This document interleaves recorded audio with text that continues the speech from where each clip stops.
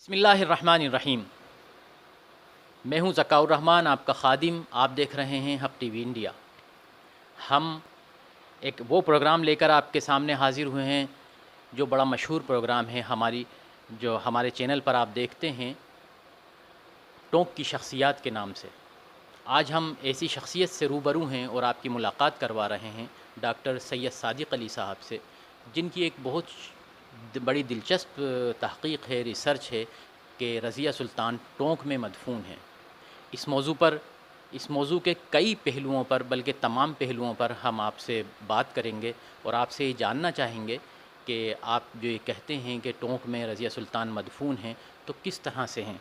Doctor साहब, आपकी एक तहक़ीक़ है और आपका दावा है कि टोंक में रज़िया सुल्तान मदफ़ून हैं, और दूसरे दावे भी हैं कि दिल्ली में हैं, कैथल में हैं, वहाँ उनकी कब्र है।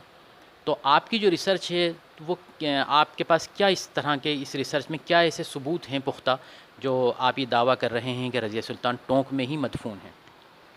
ये हिंदुस्तान की पहली मुस्लिम हुक्मरान रज़िया सुल्तान, जो अल्तमश की बेटी और क़ुतुबुद्दीन ऐबक की नवासी थीं, उनके बारे में बहुत कुछ गलत तर्जुमों की बुनियाद पर तारीख़ निगारों ने अपने अपने अक़वाल पेश किए हैं।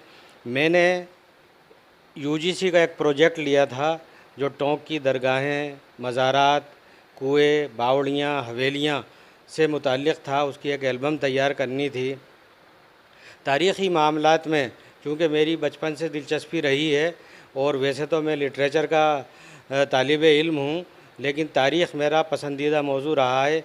इसलिए जब मैं इस टाइप के फ़ोटोग्राफ़ी करने के लिए वहाँ पर पहुँचा, तो मुझे कुछ लोगों ने ये बताया कि पुरानी टोंक के गंजे शहीदा में एक बहुत पुराना मज़ार है, और उस मज़ार पर कुछ टोंक के जो मज़ारात हैं उनसे बिल्कुल हटकर एक मज़ार है, और उसको रज़िया सुल्तान का मज़ार बताया। तो मैंने तारीख़ में रज़िया के बारे में जो पढ़ रखा था वो यही था कि उनका मज़ार तुर्कमान गेट दिल्ली में मौजूद है, और कुछ थोड़ा थोड़ा सा शुबा कैथल में भी उनके मज़ार के होने का बताया गया था। जब टोंक के मज़ार की बात मैंने सुनी तो मुझे बड़ा अचंभा हुआ, और मैंने वहाँ जाकर उस मज़ार को देखा। उस मज़ार का मामला ये है कि वो 20 बाई 30 के एक चबूतरे के ऊपर बना हुआ है, 20 फीट बाई 30 फीट। अब इतना बड़े ऊंचे चबूतरे पर, जिसकी ज़मीनी सतह से ऊंचाई तकरीबन 8 फीट थी, और उसको दोहरे चबूतरे पर उसको बनाया गया था। 4 फीट का पहला चबूतरा था, उसके ऊपर 4 फीट का दूसरा चबूतरा था, जिस पर रज़िया सुल्तान का मज़ार मौजूद था। फिर उस मज़ार के तकिए को जब देखा गया तो उसमें 8 पहलुओं का एक निशान मौजूद था, जो दास वंश के शाही निशान का था। और इस 8 पहलू के होने की एक वजह मैं अभी आपको बीच में बताऊंगा। तो जब लोगों से मैंने पूछा कि ये मज़ार आप कैसे कह सकते हैं रज़िया सुल्तान का है, तो उन्होंने मुझे बताया कि हमारे बुज़ुर्गों से हमने यही सुना है कि ये रज़िया सुल्तान का मज़ार है। जब उनके बाप रणथंबोर जीतने गए थे तो रज़िया भी उनके साथ में थी। फिर मुझे कुछ और मकामात भी दिखाए उन्होंने, जो रज़िया का महल, रज़िया के तख्त के नाम से यहाँ पर उर्फ़ आम में मशहूर हैं। जब मैंने उनको जाकर देखा तो वाकई में सल्तनत पीरियड के थे। फिर मेरे एक साथी हैं ज़फ़रुल्लाह ख़ां, जो पुरातत्व विभाग में हैं, उनको मैंने लाकर दिखाया तो उन्होंने भी उस बात की पुष्टि की कि ये मज़ारात जो है सल्तनत कालीन ही हैं। अब सल्तनत काल में किस बादशाह का मज़ार यहाँ पर बन सकता था? जब मैंने इब्ने बतूता के रहला का मुताला किया तो उसमें एक पूरा चैप्टर उन्होंने दिल्ली की कब्रों और मज़ारात के बारे में लिखा है। उसमें कहीं पर भी रज़िया सुल्तान के मज़ार का कोई ज़िक्र नहीं था, दूसरे मज़ारात का ज़िक्र था मौजूद। एक चीज़ ये है डॉक्टर साहब के मशहूर तो ये है कि एक अरसे से कि दिल्ली में रज्जी सज्जी का जो मज़ार है वही रज़िया का मज़ार है। तो ये तमाम चीज़ें हैं। दूसरा एक मसला इसमें ये भी पैदा होता है, क्या पुरातत्व विभाग जो है, आसार कदीमा का जो महकमा है, वो क्या आपकी इस तहक़ीक़ को मानता है, इस रिसर्च को मानता है? पुरातत्व विभाग का मामला ये है कि उनको आप पूरी रिसर्च करके दे दो तो भी वो अपने जो नज़रिए हैं उनसे टच से मस नहीं होते। उसके लिए मैंने बहुत कोशिश की और कोशिश इस तरीके से थी जो मेरे इख्तियारात में थी, आरटीआई के ज़रिए उनसे जवाब मांगना। तो आरटीआई के ज़रिए जब मैंने उनसे जवाब मांगा तो उन्होंने मुझे अंग्रेज़ी की कुछ किताबें जो इलियट एंड डाउसन की लिखी हुई थी और उनका तर्जुमा जो है मुझे दिया गया। तो उस ज़माने की जो हिस्ट्री लिखी गई थी या तो अरबी में थी या फ़ारसी में थी, उर्दू में उस ज़माने की हिस्ट्री हमें मिलती नहीं है।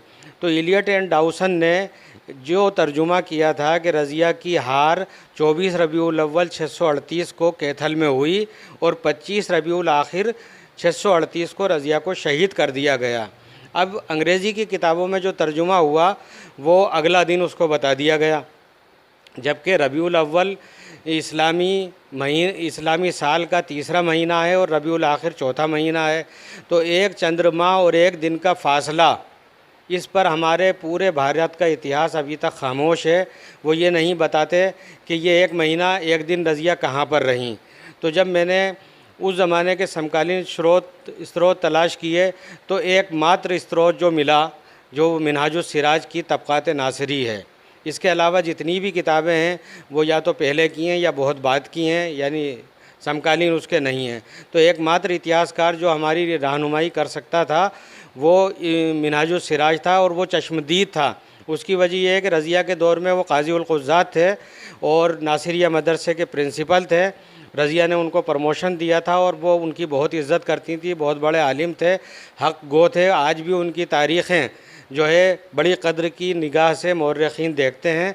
तो जब तबक़ात नासिरी का असल मतन देखा गया तो उसमें 638 की 24 रबीउल अव्वल और 25 रबीउल आखिर की जो डेट आई, ये बिल्कुल टोंक वालों के जो लोक मान्यता है, जो दंत कथाएँ हैं, उसको प्रूव करती थी। तो मैंने उसके पूरे पैराग्राफ अपनी किताब में शामिल किए हैं और एक पूरी किताब रज़िया सुल्तान की शहादत और उसके मज़ार की हकीकत लिखी 2008 में। उसके बाद में अभी 2020 में एक और किताब रज़िया सुल्तान जीवन एवं कार्य लिखा। उसमें पूरी तफसील के साथ में जितने भी ऐतिहासिक स्रोत मिलते थे मैंने उन सब का हवाला दिया है और ये प्रमाणित करने की कोशिश की है कि जितने भी प्रमाण हमें मिलते हैं वो टोंक वाले मज़ार के हक़ में जाते हैं। अब ये पुरातत्व विभाग का फ़र्ज़ बनता है कि वो सही मज़ार की असली जांच करे। अच्छा, आरटीआई से जब मैंने उनसे आर्कियोलॉजिकल सर्वे ऑफ इंडिया से जानकारी ली तो उन्होंने मुझे बताया कि हमारे पास में रज़िया के मज़ार की जानकारी सिर्फ़ इतनी है कि 1917 में एक गज़ट नोटिफिकेशन जारी किया गया और हमने जो कतबा उस पर लगाया उस पर बाकायदा लिखा है कि ये रज्जी सज्जी की दरगाह रज़िया सुल्तान की कब्र कही जाती है। यानी ये आर्कियोलॉजिकल लैंग्वेज नहीं है, कही जाती है। या तो मज़ार है, रज़िया का मज़ार है या नहीं है, ये होना चाहिए था। तो इस बारे में हमारे टोंक के ही एक बड़े शायर जो इंटरनेशनल फेम जिनको मिल चुकी है, मखमूर सईदी साहब, जो न सिर्फ़ मुहक़्क़िक़ थे, न सिर्फ़ शायर थे, न सिर्फ़ अदीब थे, नक़ाद भी थे। उन्होंने बाकायदा छान पटक करके ये बताया कि रज्जो भी एक मुग़न्निया हुआ करती थी मुग़ल दौर में और ये मज़ार उनका है। गलती से आर्कियोलॉजिकल सर्वे ऑफ इंडिया ने उसको रज़िया का मज़ार मान लिया। तो जब दिल्ली में मज़ार मान लिया गया तो अब दिल्ली वालों से तो कौन लड़ सकता है, क्योंकि सरकार उनके पास में है। अपने दावे से पीछे हटना वो नहीं चाहेंगे। तो और इतना budget archaeological survey of India उसको मज़ार को प्रिजर्व करने के लिए दे चुका है, तो वो अपने आप को क्यों झूठा साबित करेंगे।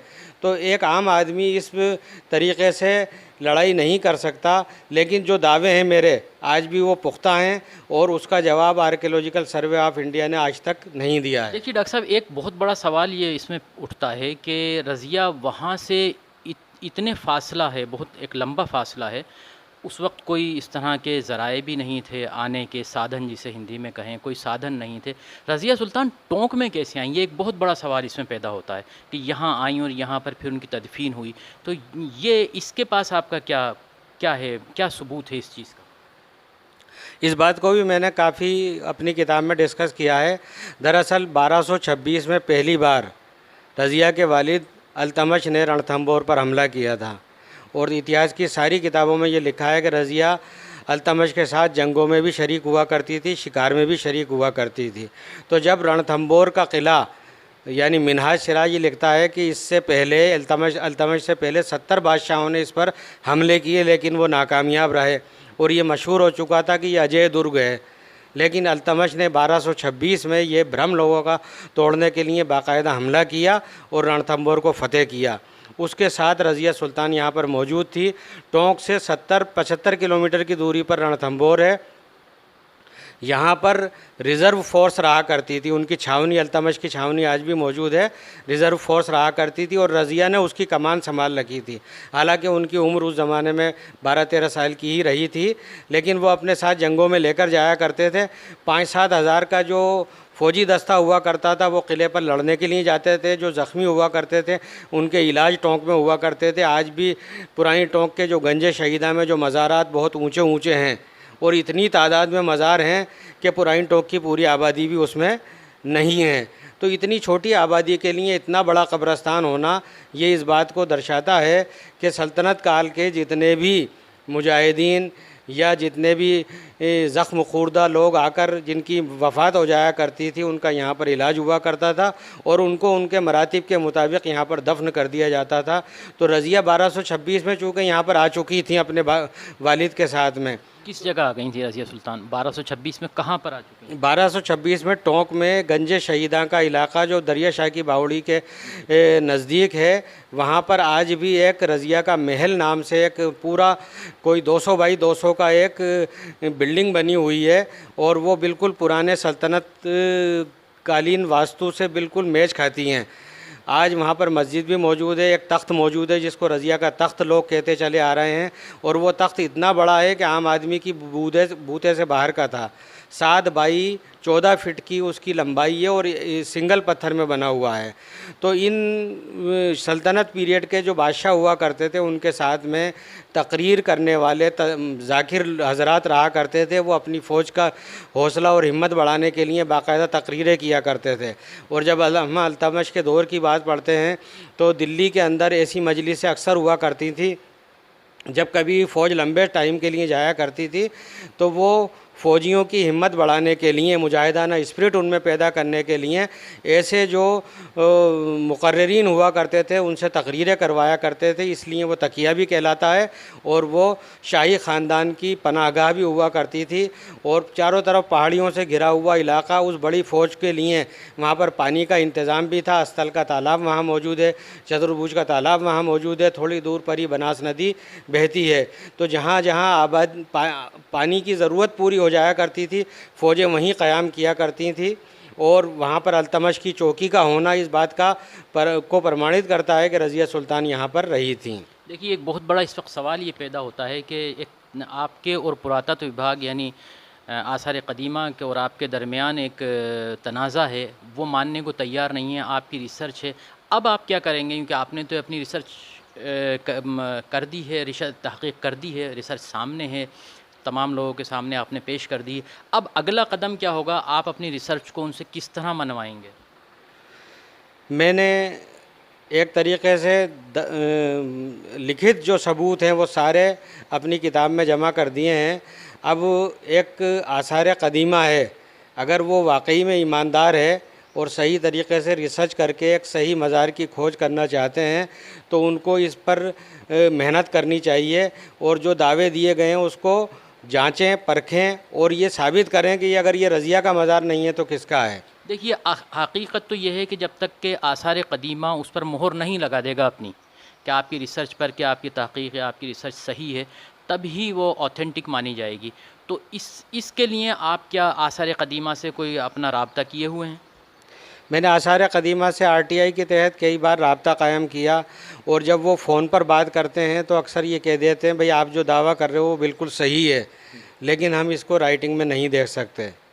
तो ये उनकी कमज़ोरी को ज़ाहिर करता है कि उन्होंने जो सामने के उनके पास हवाले थे, जिस ज़बान को वो जानते थे, उस ज़बान को समझकर उन्होंने उस चीज़ को मान लिया। 1917 से पहले इस रज्जी सज्जी के मज़ार को जो है रज़िया का नहीं घोषित किया गया था। एक गज़ट नोटिफिकेशन 1917 में जारी हुआ और उस रज्जी सज्जी को की दरगाह को रज़िया सुल्तान का मकबरा कहा जाने लगा।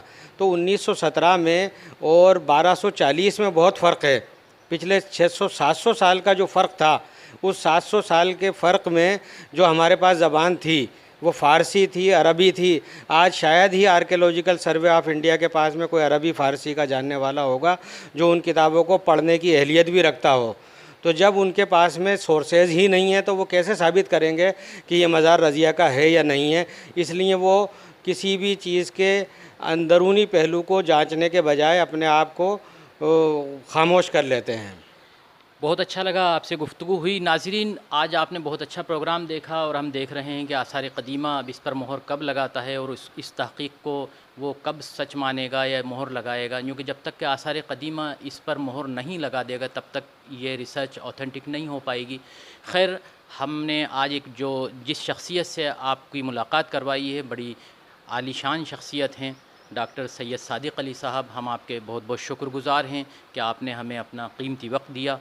नाज़रीन, इंशाअल्लाह फिर एक ऐसी ही किसी शख्सियत के साथ फिर आपकी मुलाकात होगी। जब तक के लिए अल्लाह हाफ़िज़। आपका खादिम ज़काउर रहमान।